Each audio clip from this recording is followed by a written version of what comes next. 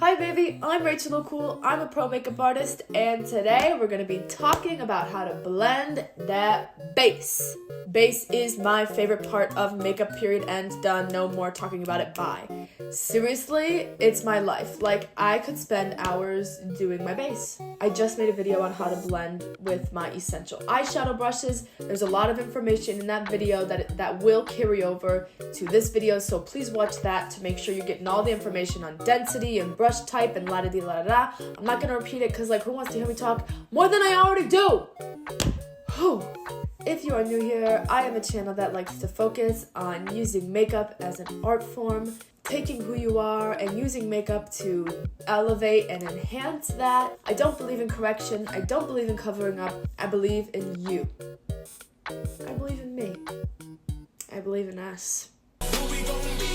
I want makeup to work for you, and that's what I'm trying to accomplish here on that channel. So if that sounds like something you want to be a part of, please consider subscribing. I'd love it if you stayed here for a while.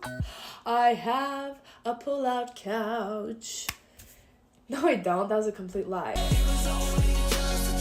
Make sure to follow me on my TikTok and my Instagram. Without further ado, let's get into how to blend your base and my essential brushes.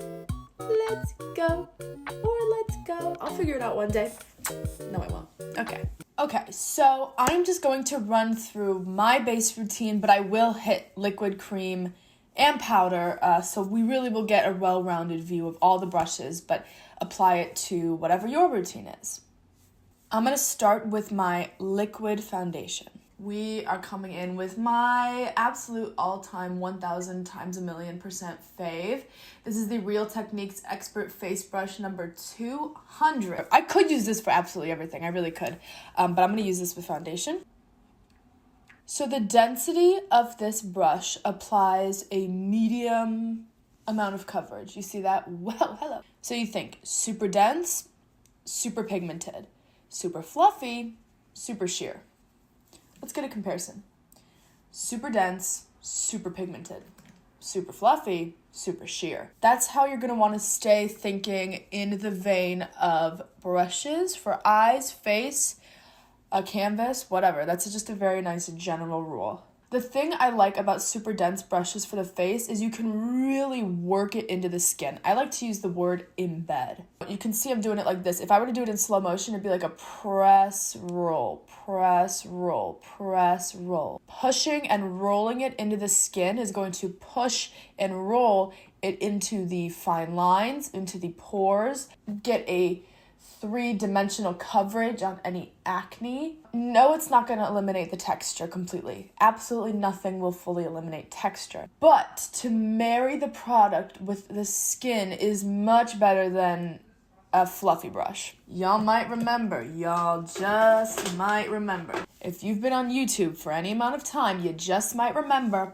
boom, a stippling brush. The idea of a stippling brush was to dot it on and then swirl it in. To me, this is inefficient. The amount of space between the bristles, making it less dense, creates streaks and lines, and it's much harder to get that to blend in as opposed to just coming in like this. And the swirling motion keeps the product on the surface. So if there is texture, there are fine lines, there are pores, there are blemishes, it's just gonna catch onto all of that and really kind of rough it up. This is gonna push into it, okay? That's my preference. The good thing about a stippling brush is the sheer amount of coverage. I like that. I just haven't used one since 2010. I also like to do something called the blend of 1,000 vibrations. I don't even pick up the brush off my face. I just go like this. I'm not picking the brush up, but I'm just like, it's like mega embedding it and marrying it with my skin. This is just my favorite way to use this brush with liquid products and cream. You'll see in a second. I'm going to be using a cream concealer to show you how I like to do creams. Going in with my Glossier Stretch Concealer. This is defo my fave. Now we're coming in with brush number 2. This is dirty, yeah. Okay, keep this in mind. I clean my brushes about once a week, so this looks really dirty, but it's not. Well, whatever. This is the Real Techniques 205 brush. I like to grab a little bit. Brushes like this have smooth and flat bristles, and because it's synthetic, like the nylon, the spun plastic makes it really smooth. It's great for applying product like over the skin, like smoothing it on the top. So what I will do is apply with this brush and then blend it out with this one, and I'll talk more about that in a second. But I like this a lot because the product sits right on top of the brush. It does not soak into the middle like it would with a brush like this. It applies onto the brush super smooth, meaning it will apply onto the skin super smooth. I like to use it whenever I'm doing foundation on clients. I will always like and then blend it out. You've seen this type of brush probably more in this form, like a classic foundation brush, but I love the flat top and the square shape because you can snatch here. I love doing that. Look at that, come on. You can really snatch in the nose contour if you're applying highlight right up next to the contour. You can really snatch that, snatch that. With this brush, the amount of product you apply on your brush is going to be the amount of product that is dispensed onto the face. Hate to keep dragging her, but the amount of product you apply on this brush, a lot of it's going to soak in, so that's not going to be the same amount of product that goes onto your face. Love you, girls. Sorry. So now I like to go back in with this brush, and I go in with the blend of 1,000 vibrations. Blending with the same brush that has like foundation on it or your primer on it or whatever is a good idea in general to kind of marry your products together in color and consistency, especially if you're using a really, really light highlight. If this has just the hair of foundation on it, it's really going to help marry this with this. Same with contour. If you have a really sharp contour, go back in with your foundation brush and just kind of tap out the sharp line if you want it to be a little less sharp. With creams, you are definitely going to want to stay away from... Girl, I'm sorry. You're going to want to stay away from this one. You are perfect the way you are. You're just not for me. So, bye. Not to be Jeffrey, ew, but... with creams, you're just going to want to stay away from fluffy brushes. The bristles don't have enough weight to actually move the product in the way that it needs to be moved and to properly smooth it out into the skin. So, yeah. Denser brush for creams, 100,000%. Let's talk about a sponge. First, how to use it. You're going to want to get it wet. Think about using a dry sponge to wash your dishes. If you just put some Dawn on a dry sponge and then rubbed it on your no, so don't do it for your face, you know what I mean? You need to get it wet to activate the sponge part of it, and have it create that skin-like texture that you're going for. Turn on your sink, put it under the sink, and work the water into it, squeeze it out, work the water into it. Turn the water off, squeeze this out, squeeze it out, stop. Squeeze it out again, stop.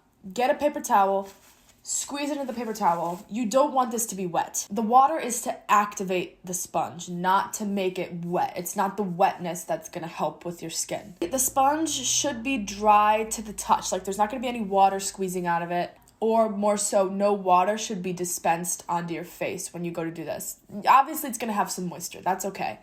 But try to dry it out as much as you can before you use it. If you are working with a silicone-based foundation, or a silicone-based primer, or silicone-based period, I wouldn't recommend using a sponge with it, or anything oil-based, because you think oil and silicone repel water. If you're applying it with something that has a lot of water on it, it's going to create splotchiness, it's going to repel each other, and it's just going to not be the best method. A lot of people bounce a sponge like this, which is fine. I do that too sometimes. Really, the way that a sponge is most efficient is to, just like we did with the brush, press and roll. This is what's really going to embed that product into the skin. I like a sponge because it covers a lot of area in a short amount of time. It's blended as soon as it touches your skin. It provides a sheer layer, but I really would only use this with liquid. Creams, it can get a little dicey depending on how dry the cream is. If it's a drier cream formula like the Fenty Beauty Matchstick, it can accidentally pick up too much and then place it back down where you didn't want it to go. So if you're blending out contour, it's going to pick it up and place it and place it and place, and you don't want to do that. I just don't like using it with creams. It's not the best. How I like to use a sponge is just after I'm done with all the brush blending of my concealer and foundation, I just like to go over it to kind of just marry everything together, and it just feels nice. Take off that top layer. I just cut my beauty blender in half because it was smelling rank. Oh, and I wash my beauty blender before every time I use it, so I don't know why it was smelling so bad, but I was like, well, I have to throw it out, so let me cut into it because I've always wanted to cut into one. It wasn't too dirty. This is just the tip. You can see how much product it eats up, like how far it goes down. That was never going to get dispensed back onto my face. Once that was in there, it was in there. Surprisingly, though, this was the full thing. It wasn't dirty in the middle. I mean, as far as the eye could see, obviously a microscope probably says something different, but really wasn't too dirty. So now we're going to go into contouring and how to blend contour. I'm going to be using a cream contour, but same works for liquid. This is the Real Techniques 204 buffing brush. Buffing brush. Okay, what? I like to apply contour stick directly to my face. If you want a more natural look, maybe apply it to a sponge and then kind of go in, or apply it to the back of your hand and then go in. I'm fine with putting it directly on my face. Obviously on clients, I do not ever put anything directly onto somebody's face. I like to apply it directly to the face, making the bottom line, this bottom line here, that's the lowest my contour is gonna go. I'm not blending any lower than that. I like this brush for contour because if I were to use a super dense brush, I would just have to be tapping it right on top of the line. It's gonna make for a super sharp line. So because this is still semi-dense, but it's a little bit more fluffy, it can really hug the cheekbone. So I kind of hug that bottom line and then I round it up like this. When I'm doing it fast, it looks like this. But in slow-mo, what I'm doing is rotating the brush to twist and flick it up. This is gonna make sure my contour is hugging my cheekbone. It's gonna be lifting my cheek. If I were to go in a full circle, instead of a semicircle, it would bring the contour up and then it would bring the contour down. And now I got contour down here, which I really don't want to do. That's going to pull the face down. And then sometimes I will tap. This is the perfect size for my cheekbone to tap right on top. The way you move your face can also help with blending. So when I really want to hug the apple of my cheek, I make this face. You know what I mean? And then I can really hug that cheek like that. So now it's much more diffused, but you see my line is still not going below there, so it's really lifting the face. So let's talk marionette lines. Very controversial. I do that to accentuate like this whole thing going on. This is to show you that density of a brush can be manipulated. Simply squeezing the brush together, boom, now you're more dense, and I can blend it out like, and again, I'm moving my face. As I'm blending down, I'm jutting my chin out, so it's like this. It's going to help with play with pressure and assist in blending. It looks a little bit like a Peter Griffin chin at first, and I think it emphasizes the smile and, you know, all that jazz. Real Techniques, like, you could sponsor me at this point if you wanted to, because I'm coming in with another.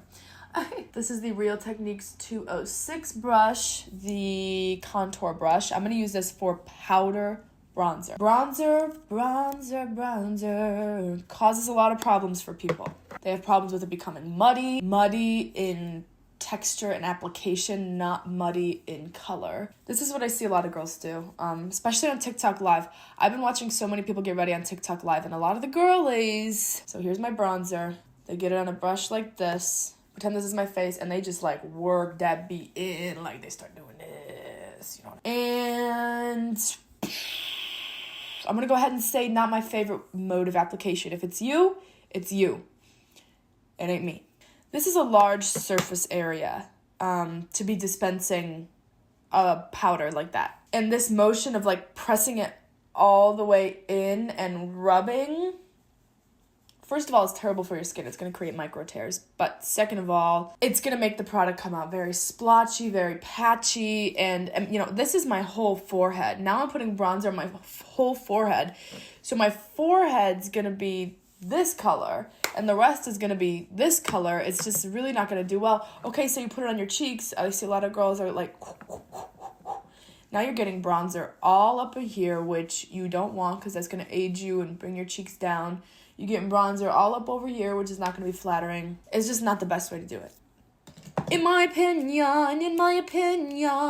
as a professional. So we come in. Here's my solution. I don't give you a problem without giving you a solution. A smaller brush like this, especially with the tapered effect, that's really key here. It tapers in at the top. You can be more intentional with bronzer placement and still get a warming effect. You see? I love this brush to apply a light amount of pigment in a smaller amount of space. I place the pigment just on the tip of the brush, and instead of smashing the brush all the way down so that this pigment on the tip goes and disperses everywhere, I am going to hold my brush at the very end and keep it very light where just the tip is touching my face. And I'm going in light circular motions. Since I'm working in a smaller area with a smaller brush, circular motions are okay. And I'm just lightly blending that in.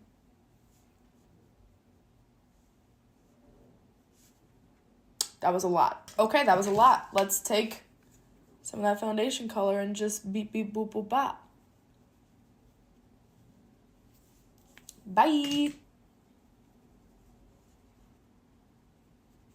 Liquid blush. I always apply liquid blush with... This is the Ink Airy Velvet Lip Tint, but I love it for blush. You'll see why. You have oils on your skin, and this is just the best way to make cream products in general look super natural is using your fingers, because the oils in the cream products marry with the oils that are on your fingies or liquid. So this is liquid. So I like to use my ring finger. Allegedly, it has the lightest touch. No one ever fact checked that back in the day, but let's just go with it. And my fingers are very strange. I like to think it helps in my artistry, but they move very interestingly. Like, they can get a real good finesse, and they move on their own 24/7. Like, I have videos of me and I'm like talking and my fingers are like doing this. Like, it's so crazy creepy. So I take my fingers like this and it hugs my cheek perfectly. Or like this, it really creates a nice bounce. Look at that. Like, that's also my pinkies like bend completely like 90 degrees back. Like, that's broken. Also, my arms bend like, let me show you something. Like, they break, like, boom, they break. So that's just like a little factoid about me is I'm hyperextended. So anyway, oh, and I like to kind of go like this. And I think that this just applies cream blush cream blush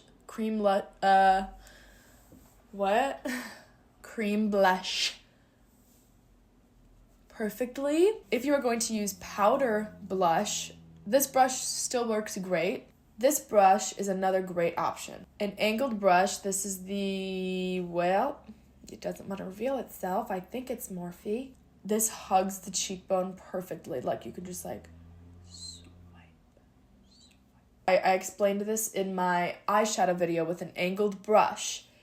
You want to move the brush in the direction opposite of where the highest point is pointing.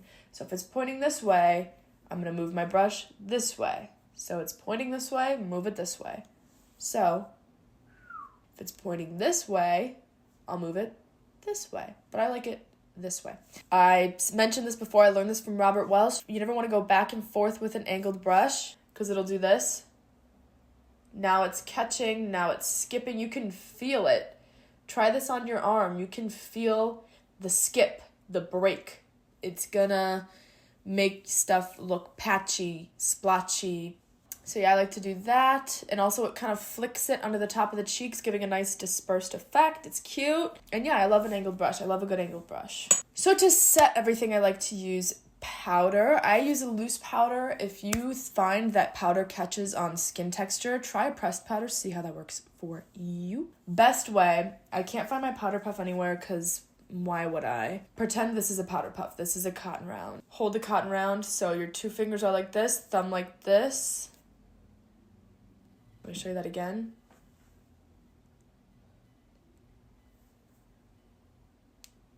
Pick up the powder, work it into the puff, press and roll it onto the skin. Or press and push, just really, really embed that into the skin. If we were to apply powder with something such as this type of motion, the powder is going to catch on absolutely everything. Any bit of texture, any bit of pores, any fine lines. It's also going to start moving your foundation, moving your contour, moving your blush around in ways that you did not want to. A powder puff is great to really press and roll. You can use a sponge too, but not my fave. I don't know why. Can't explain that one. Alrighty gang, that's the way I blend my base in my absolute favy brushes. As I kind of disclaim in every video, do what works for you and what you want to achieve. These are just my basics that I like to do on absolutely everybody. As I mentioned before, please subscribe if you would like and follow me on my TikTok and my Instagram. I hope you all have such a great day and a happy holiday if I get this up in time. And I love you so much and bye. Mwah.